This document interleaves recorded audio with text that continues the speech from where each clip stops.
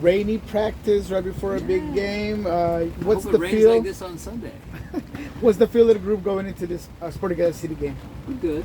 And our training week was a little different because we have to wait till Sunday. So we gave them an off day yesterday. And so they get some physical recovery, they get some mental recovery, so they look sharp today. Knew who was questionable in the injury report. How's he doing? We didn't see him today. I'm going to rule him out for the game. We just, look, we're not taking any chances with Nuhu. We're not taking any chances with Christian. We're going to be safe. We're going to let him fully recover physically. And then I'll talk to you guys on Monday.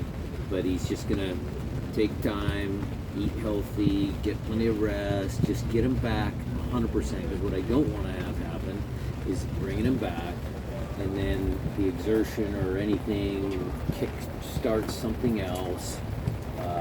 So I'm going to rule him out. Brian, with a team like this, how important is it to kind of start out on the front foot and stay on the front foot? It's important with all the games, Maz, but I get your point. I mean, look, Kansas City, is a dangerous opponent. The longer you keep them around, the more dangerous they're going to be. Good attacking players. Camelia's back.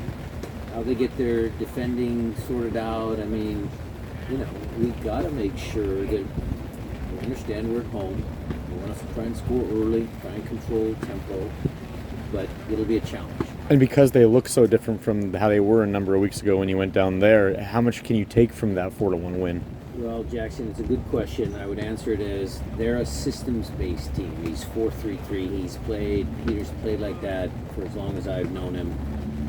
So the players change things a little bit, but the system is the same. So we know how they like to play. Yeah. On Nuhu, is your expectation that he'll be ready to go next week, or Yes. is that still? No, it's my hope and expectation that he starts in full this next week. But let's just see. Yeah. So it's not like a setback or No. or anything concerning. It's just like We're just get being fully- ultra careful. Is there anything new on Christian Roldan? Is there any updates? We're just taking that one slow. He's doing all sorts of testing. We're giving him some time off. We want to make sure those symptoms go all the way down to zero before we put him back out on the field. We the talked. specialist didn't find anything. That you said No, you nothing. Nothing that was alarming. Just lingering concussion symptoms. And until he feels better, I'm not going to put him on the field. We talked to you after the Open Cup win about Cody Baker and Reed Whiting, but to kind of go back to those guys, what do you like about their games specifically and their skill sets? They're both talented young kids. Cody is a little bit different. Reed is one of those kids that can play up a line. I think Cody's been a out-and-out lockdown defender for most of his career at Defiance. So it's works in progress, but they certainly, both of them played well against the Loyal. And, there's some, a lot of games that those guys might participate in the next 3 weeks. So let's see. Without Is Cody going to be eligible for this game? Yep. And presumably for the Open Cup game as Yep. well. How Jordan looked like he took a You saw that? yeah. It glanced off his head, luckily, talking about concussions. Yeah. In the drill, errant ball raised off the back of his head. He's fine. And he's got to be pretty confident knowing the last time they played this team, he scored a few goals. Look, they're going to be ready for Jordan Morris. They're going to try and prevent that from happening twice, Moz. So, yes, Jordan likes playing up front. There's no denying that. He likes playing out on the left. He's good at playing at the right. I mean, we'll see how it goes. Leo said yesterday when we talked to him that you've kind of given them the ability to kind of interchange now, for him not just to stay on the touchline and come inside. Well, I'd like Leo to be more outside than inside, but yes, you are correct. Within our tactical shape, I don't mind players interchanging positions at times, just as long as they understand the roles and responsibilities defensively if they take someone else's spot. They got to make sure that they understand all of that. So, look, a lot of times what happens in our game is, there's a corner kick and the play breaks down, or you have a chance and guys are on the opposite sides of the field. Well, they just recover, They play in different positions. Then as the game progresses, they'll switch back. So I don't mind any of that.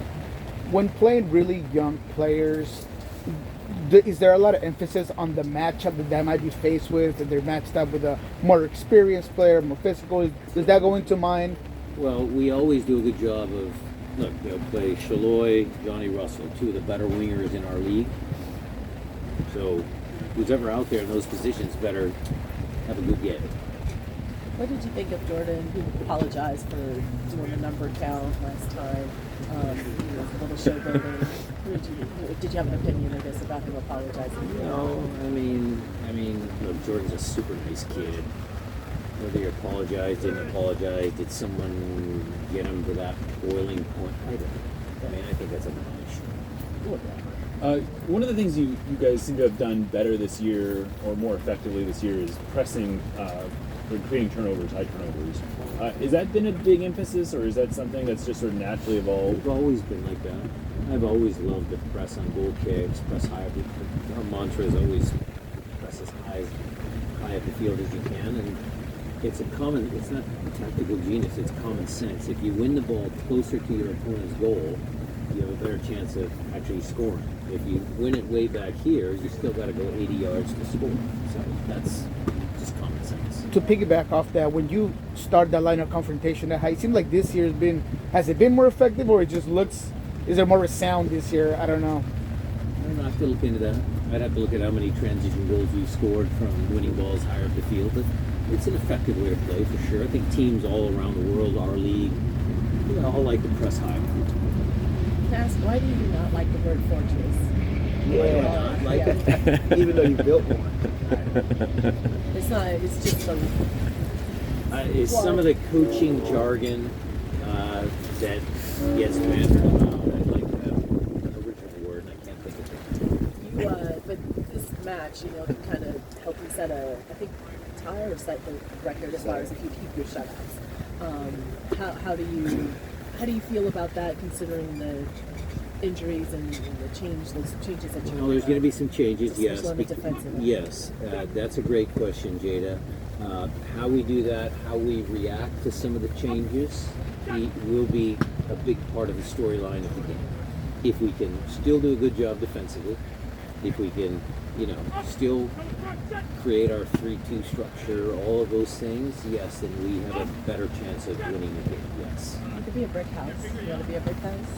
That's a song. Is that a song? He's of that era. I think you better He know knows. that song. He knows. That's what I said. Let's not play.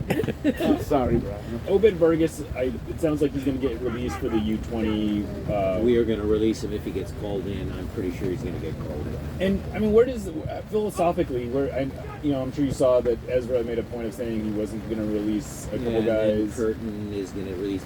Look, Ezra's in a different spot than I am. Ezra's in a different spot than Jim is. Every team is going to do it differently. Gutierrez is a good player.